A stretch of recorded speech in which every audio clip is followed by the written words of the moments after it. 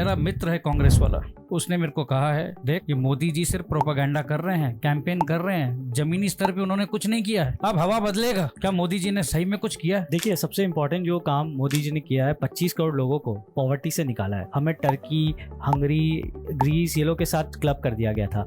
Fastest growing economy है, $5 trillion economy 1-2 साल में हो जाएगी। Will be number 3 economy in the world. हम G20 कर रहे हैं, हर जगह हमारा डिप्लोमेटिक रिलेशन, वॉर जोन से हम हमारे लोग को ले आ रहे हैं। This government means business. हम रशिया से ऑयल भी ले रहे हैं, हम यूक्रेन को एड भी दे रहे हैं। We have created a perfect balance among all the warring faction। India की इमेज काफी बोल्ड एंड काफी स्ट्रांगली बनकर उभरी है। आज हम डिजिटल इकोनॉमी बन गए। बाहर के बड़े बड़े जो हेड ऑफ द स्टेट है वो आकर के यूपीआई देखते हैं कि यूपीआई कैसे फंक्शन करता है। वर्ल्ड का 40% डिजिटल ट्रांजैक्शन कर रहे हैं। छोटा सा छोटा आदमी भी यूपीआई से पेमेंट ले रहा है।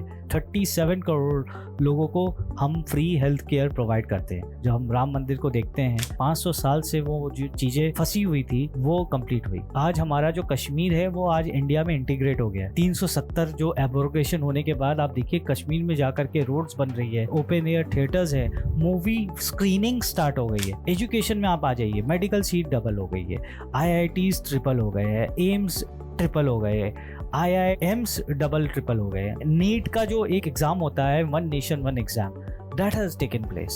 लोगों को एक सस्ती दवाइयाँ मिलती है, Jan Aushadhi, fraction of the cost में वही जेनरिक दवाई आपको मिल जाती है। कि हम इसरो की उपलब्धियां देखें इस पर्टिकुलर गवर्नमेंट में, ये गवर्नमेंट उनके साथ फेलियर्स में भी खड़ी थी, सक्सेस में भी खड़ी थी। डिफेंस में आप देख लीजिए, हमने डिफेंस कॉरिडोर बना दिया, हम इंडिजीनियस परचेज करने लग गए। Tejas aircraft doing far better under this particular government. So वो इवोल्यूशन हुआ है, टेक्नोलॉजिकल डेवलपमेंट हुआ है। We are making of far better missiles. एक मिसाइल से हम 5 टारगेट को हिट कर सकते हैं।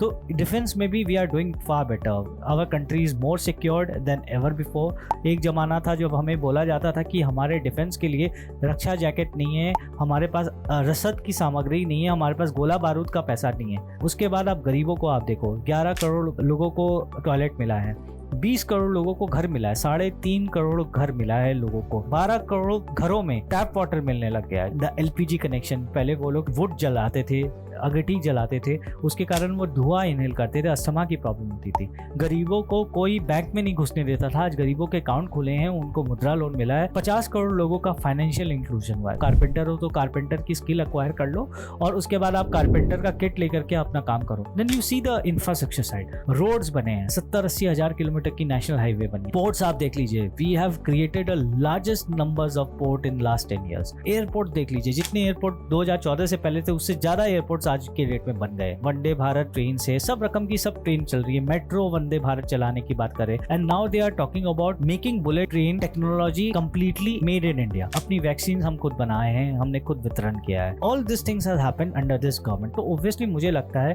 कि government has done far better work. Inflation उन्होंने कंट्रोल किया है, एक स्टेबल गवर्नमेंट दिया है, जो हम पहले कभी वो स्टेबल गवर्नमेंट नहीं देखते थे। रीजनल पार्टी आकर के वो गवर्नमेंट को गिरा देता था। आज वो ब्लैकमेल पॉलिटिक्स नहीं चलती है। So this is the big thing which we have seen in last 10 years। So stability is a very big thing. आज आप 60,000 रुपया कमाते हो तो आपको कोई इनकम टैक्स नहीं देना पड़ता है। सो बेसिकली आपका exemption level almost 3.5x increase हुआ है। ग्रेजुअली धीरे धीरे सारे एस्पेक्ट्स को, भले वो मिडिल क्लास हो, अपर क्लास हो, भले वो लोअर क्लास हो, पुअर हो, रिच हो, एंटरप्रेन्योर हो, एम्प्लॉयज हो, सबको कवर किया गया है। So I think this is a reason why you should go and vote Modi, because last 10 साल में जो काम हुआ है वो पिछले 65 साल में नहीं हुआ था। प्लीज गूगल कर लीजिए, सारी चीजें आप क्रॉस चेक कर सकते हैं और फिर चेक करने के बाद आप खुद डिसाइड कीजिए कि आपको वोट किसको देना है।